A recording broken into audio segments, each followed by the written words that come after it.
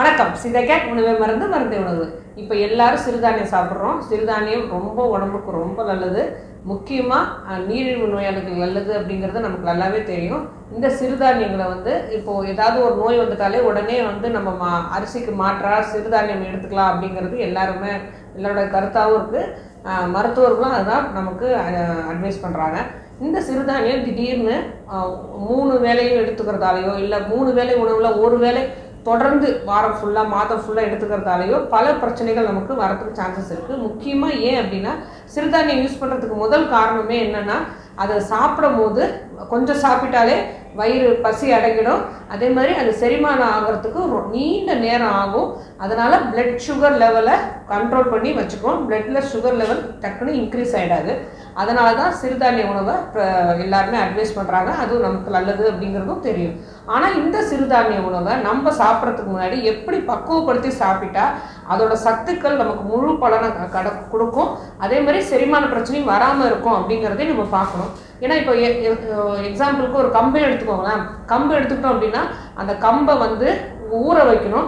அதை அப்படியே ஊற வச்சு காய வச்சு அதுக்கப்புறம் மிக்சியில் ஒரு அடி அடித்து அதை பாதியாக நுணுக்கிற பிறகு தான் ஒரு கம்பஞ்சோரோ செய்யவே முடியும். அப்படி இல்லைன்னா அதை மாவாக்கணும் அப்படின்னாலும் அதை களைஞ்சி அதை ஊற வச்சு 2 மணி நேரம் குறைஞ்சது ஊற வச்சு, இல்லைனா ஒரு நாள் நைட்டு ஃபுல்லாக ஊற வச்சுட்டு அதை களைஞ்சி காய போட்டு அதுக்கப்புறம் அதை மாவரைச்சி வச்சு அந்த மாவை கஞ்சி மாதிரி காய்ச்சி முதல் நாள் தண்ணி ஊற்றி ஊற வச்சிட்ட பிறகு மறுநாள் அதில் மோர் போட்டு கலந்து தான் நம்ம முன்னோர்களும் குடிச்சிட்டு வந்தாங்க. இப்படி தான் ஒரு கம்பு மாவும் சரி, ஒரு சோளம் மாவும் சரி, திணையும் சரி. திணையில் ஒரு கொழுக்கட்டை செய்கிறோம் அப்படின்னாலே குறைஞ்சது அதையும் திணை அரிசியும் ஒரு 2 மணி நேரம் ஊற வைக்கணும். அதுக்கப்புறம் அதை அலற விடணும். அதுக்கப்புறம் அது மிஷினில் போய் அரைச்சிட்டு அதுக்கப்புறம் அதை சலிச்சுட்டு அதை பக்குவமாக வேக வச்சுட்டு அதுக்கப்புறம் தான் அதை நம்ம கொழுக்கட்டை செய்கிறதா இருந்தாலும் சரி, எதுவாக இருந்தாலும் நம்ம செய்ய முடியும். இப்படி தான் ஒவ்வொரு சிறுதானியத்தையும் 2 முறை இல்லது 3 முறை அதை பக்குவப்படுத்தி நம்ம சாப்பிடும் போது மட்டும்தான் அதோட முழு பலன் நமக்கு கிடைக்கும். செரிமான பிரச்சனை இல்லாமல் இருக்கும் போது மட்டும்தான். ஏன்னா நம்ம சாப்பிட்றது எல்லாமே செரிமானம் ஆகாமல் நமக்கு மோஷனாவோ இல்லை வாந்தியாவோ வெளியே வந்துட்டுன்னு வச்சுக்கோங்களேன், அதோட பலன் நமக்கு எப்படி கிடைக்கும்? அதுவும் ஒரு சிலருக்கு தொடர்ந்து சாப்பிடும் போது திடீர்னு நம்ம டயட்டை மாற்றும் போது 3 வேளையில் ஒரு வேளை உணவு நம்ம சிறுதானியம் சாப்பிட்றோம் அப்படிங்கிற பட்சத்தில் இதை செரிமானம் ஆக்கக்கூடிய தன்மையாக நம்ம ஆக்கணும் அப்படின்னா இந்த சிறுதானியத்தை ஒன்று நம்ம ஒரு 2 மணி நேரம் ஊற வைக்கணும். அப்படி இல்லைன்னா உடச்சிடணும், சின்னதாக உடச்சிடணும். அப்படி இல்லைன்னா அதை மாவாக்கணும். அதுவும் தாண்டி அதை வேக வைக்கணும். இவ்வளவும் நம்ம செஞ்சுட்டு ஏதாவது ஒரு 2 முறை இல்லை 3 முறை அதை பக்குவப்படுத்தி நம்ம சாப்பிடும் போது அந்த சிறுதானியத்தோட முழு பலனும் நமக்கு கிடைக்கும். நீங்கள் கவனித்து பார்த்தீங்க அப்படின்னா சிறுதானியத்தை நம்ம ஒரு சர்க்கரை பொங்கல் செய்தாலும் சரி, வேறு ஏதாவது இனிப்பு பண்டமாக இருந்தாலும் சரி, கார வகையாக இருந்தாலும் சரி, அதுலேருந்து முறுக்கு வரைக்கும் எல்லாமே செய்கிறாங்க. ஆனால் அதை பக்குவப்படுத்தி செய்யும் போது மட்டும்தான், ஜஸ்ட் அதை ஒரு மாவாக்கி அப்படியே அதை முறுக்கில் சாப்பிடும்போது எண்ணெயில் வேற டீப் ஃப்ரை பண்ணி சாப்பிடும்போது முழு பலன் நமக்கு கிடைக்காது. சிறுதானியம் அப்படின்னாலே அதை ஆவியில் வேக வச்சோ ஒரு உப்புமாவோ ஒரு பொங்கலோ இப்படி சாப்பிட்டா மட்டும்தான் சிறுதானியத்தோட முழு பலன் நமக்கு கிடைக்கும்.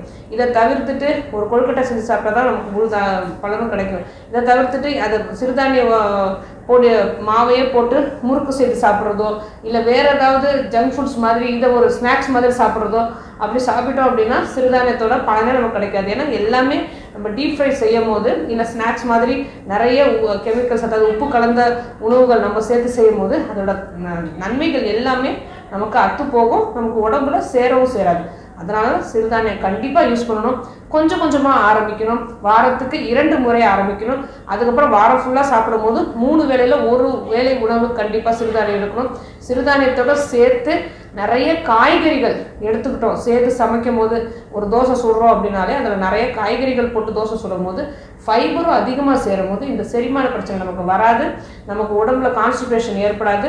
அதேமாரி சிறுதானியத்தை திடீர்னு நம்ம தொடர்ந்து சாப்பிடும் போது உடல் சூடு அதிகமாகும். சிறுதானியத்தில் ஒரே டிமெரிட் என்னென்னா உடல் சூட்டை அதிகமாக்கி கொடுக்கும். ஸோ சிறுதானியத்தை நம்ம உணவில் சேர்க்க ஆரம்பிச்சிருக்கோம், டயட்டை ஆரம்பிச்சிருக்கோம் அப்படின்னாலே அதை சிறிதாக ஆரம்பித்து அதோட முழு பலனும் நமக்கு கிடைக்கும் போது அதுக்கப்புறம் வாரத்துக்கு 7 நாளும் சாப்பிடும் போது 3 வேளையில் ஒரு வேளை உணவாக இந்த சிறுதானியத்தை நம்ம எடுத்துகிட்டு வரலாம்.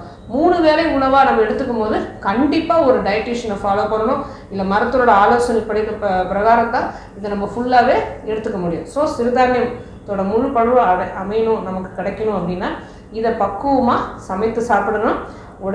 ஒரேடியாக சிறுதானிய உணவுக்கு நமக்கு மாறக்கூடாது, சிறிது சிறிதாக தான் மாறணும். அதேமாதிரி ஜங்க் ஃபுட்ஸில் கலந்துக்காமல் இந்த சிறுதானியத்தை நமக்கு பாரம்பரிய முறையில் மட்டுமே சமைச்சு சாப்பிடணும். இந்த மூணுத்தையும் ஞாபகம் வச்சுக்கிட்டோம் அப்படின்னா சிறுதானிய உணவு நமக்கு நல்ல ஆரோக்கியமான உணவாக அமைஞ்சிடும். ஆரோக்கியமாக வாழணும். வேறு எதை பற்றி பேசணும்னு நினச்சாலும் சரி, தாராளமாக கமெண்ட் பண்ணுங்கள். உங்களுக்கு எந்த நோயாக இருந்தாலும் சித்தா கேர் அணுகுங்க.